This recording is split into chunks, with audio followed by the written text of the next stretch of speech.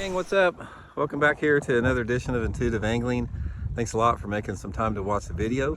Today we are going to give you all the juice, all the information you need to know on how to fish laydown trees in the water. Now this is one of the top bass structures there are. There's a lot of nuances and details to it, so I'm going to share with you guys some really good tips for this.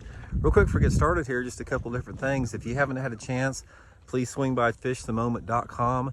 Check out our lake map breakdowns. We got a bunch of good winter map breakdowns in stock. We can build you a personal breakdown. Got breakdowns for all 4 seasons.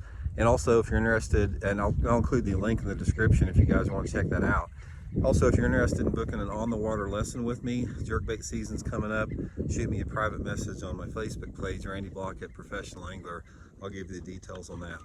Okay, guys, we've got a laydown here in front of me. I'm going to show you guys the laydown, and I'm going to show you everything you need to know about how to fish them and how to position the boat. So here we go. Okay, gang, here's an example of just your typical, really good looking laydown tree. Now, these laydowns can be on the bank, they can be off the bank, it doesn't really matter. A lot of them are going to be in different water depths, but what I want to do is I want to explain to you guys how to approach these things and how I go about approaching them to maximize it. First of all, when you look at a laydown tree in the water like this, it doesn't matter where it's positioned, you're only looking at the visible part of it. You got to realize that a lot of times there's structure that extends off into the water that you can't see. In fact, when I just came around there, I hit something way out here. So the first thing you want to do is when you approach a tree like this, doesn't matter how it's positioned, is try to make some casts to the outside of the tree, the outside perimeter. And what I'm looking for this is I'm looking to hit those limbs that are out away from the visible here. So normally I'll take out and I'll maybe throw a spinnerbait or crankbait and I'll go all the way around the tree with it on the outside. I'll sort of cast to the edge and I'll sort of feel my way all the way around. Now, if I hit something, say I hit something out here with a crankbait or my locator bait, I may back out and pitch a jig or creature bait or something like that, or fish a little bit slower. But the first thing you want to do is to always come around the outside of the thing. The next thing you need to do, the next way that I position it, is I'm coming down the angle where I can make a cast completely down the length of it. And I want to do this on both sides. So what I'm looking here is I want to position my boat where I can make my cast parallel to the log laying in the water right here. So my cast right here, for example, you know, I'd take my spinnerbait or my crankbait or whatever and make my cast down as close as I can to the outside. I'll try to get it close to the visible side and also come out a little bit. And then I'm going to go around the opposite side and I'm going to do the same thing from the opposite side. I don't know if you can see that right there. There's a little piece of wood in the water. That's what I'm talking about. So after I've circled the tree, you know, I made my cast parallel from this direction. I'm going to come in and make it parallel from that direction. And I'm making multiple casts on it. I'm not just doing it 2 or 3 times. I may make 20 casts. The next thing that I'm going to do is I'm going to come in on the thickest part of the cover and I'm going to flip or pitch a jig or creature bait over any horizontal cover like that to where my line is vertical. So I'm going to be pitching over that, pitching into the dark spots like that, and trying to get those fish that are, you know, that are super tight into the thickest part. Also, see that little bit of shade right there? Anytime that you have shade, key on that all the time. That shade is going to change with the angle of the sun. Also, notice we got wind coming in from this direction here, right here. If at all possible, guys, you want to make your key cast with the wind because you don't want to make hardly any noise on these areas. And if you come in with the wind, you can be a lot more quieter. Okay, guys, here's a few other things you need to consider. Your trolling motor operation is critical on this also. I showed you guys how to maneuver around the object, but one of the things you need to really remember is you got to keep the correct distance between the boat and the piece of cover.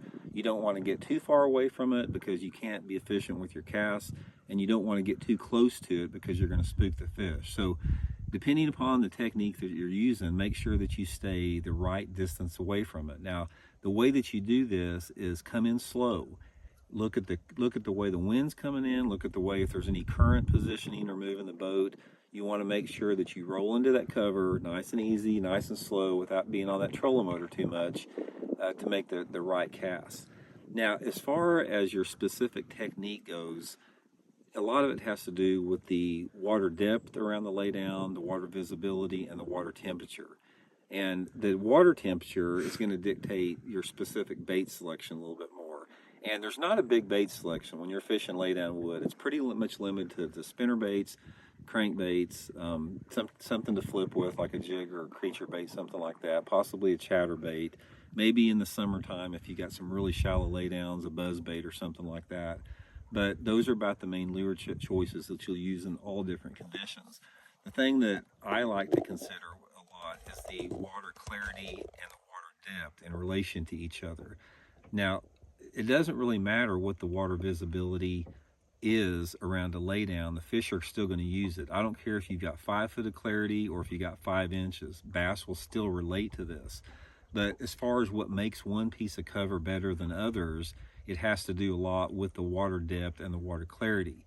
In general, this is just a foundational element. You're going to have good success on laydowns that are in clear water in a lot wider range of depths. For example, if you've got a lake that's got 4 foot of clarity, that laydown can hold fish in 2 foot of water or in 15 or 20 foot of water. It doesn't really matter. But if you have 5 or 6 inches of visibility, if it's muddy, you're not going to catch hardly anything out of those deeper laydowns. So concentrate on the laydowns that are like in less than 5 foot of water. And once you catch a few fish, you can pattern it, because a lot of it depends. You can pattern the laydowns based upon their position within the lake, in a cove, in a creek. Sometimes you can pattern them on different bank angles, different rock compositions. Sometimes they can be on flats. But in general, like I said, they're great pieces of cover. You just have to know where to isolate the type of cover in relationship to those factors of water clarity, water depth, water temperature, all that type of stuff. But anyway, to me, it is real bass fishing. When you're talking about fishing, what bass fishing is meant to be, laydown wood is at the top of my list. Stumps, laydowns, whatever like that. That requires stealth. It requires an art form within itself. A lot of people think that, you're a shallow water angler and it's not as difficult as fishing out off the bank live scope, and that's not true at all. Fishing around shallow targets is an art form. It's an art form for casting. It's an art form for boat positioning, using your trolling motor, lure selection, speed of retrieve, angles, everything like that. So anyway, guys, hope it helps you catch a few more. Please hit that subscribe button if you haven't. We'll talk later. See ya.